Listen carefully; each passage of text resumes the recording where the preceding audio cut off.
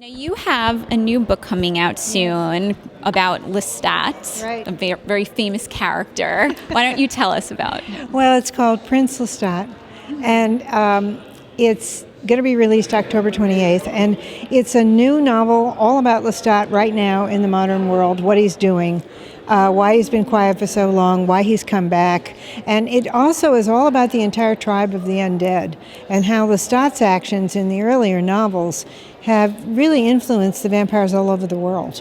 And it's about how the tribe is coping with the modern world and the technological advances like satellite photography and cell phones, and the lack of privacy, the lack of secrecy, the fact that the world's shrinking. How are vampires, who are always kept to the shadows, going to deal with all that? And how are they going to deal with lawlessness in their own ranks?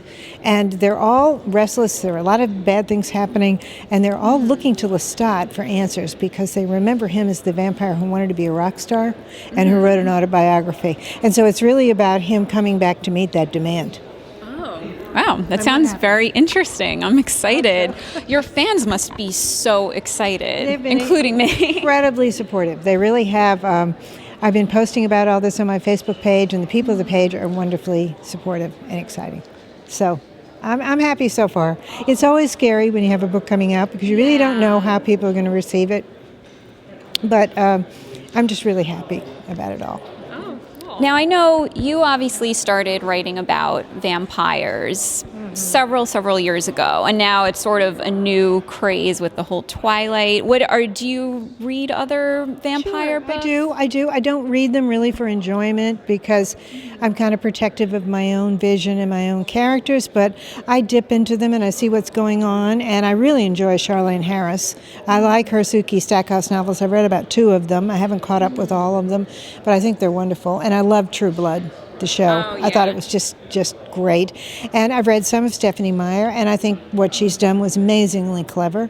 You know, they really do something very different from what I do. They tend to domesticate the vampire and bring him into the small town in the high school classroom.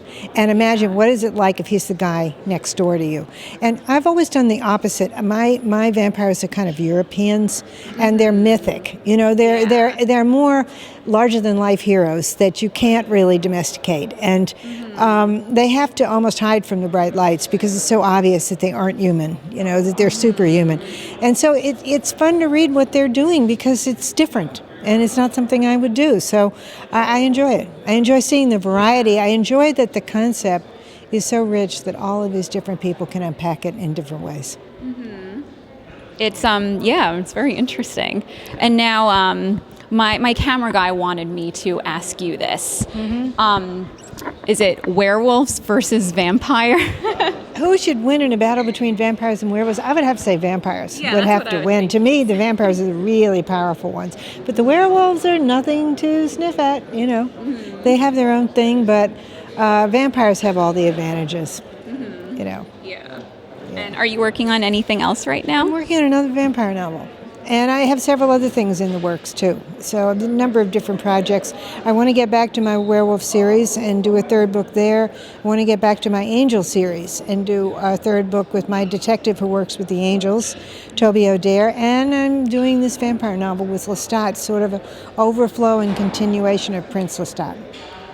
So, how do you keep up with everything? Well, it's great to be in a period of high energy. It's wonderful. It's very different from being depressed or anxious or in a dry period. So I don't question it. I just go with it. Do you set aside certain times of the day to write, or do you just sort of go with how you're feeling? I go with how I'm feeling, but I generally write in the late morning and in the afternoon. That's the best time, sometime in the early evening. Once a novel gets really going, I'll write all day, you know. But I don't get started too early. I have to warm up. Yeah. You know?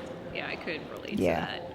Yeah. Well, thanks so much for speaking with us. I really appreciate it. Sure, I enjoyed it very much. Take care.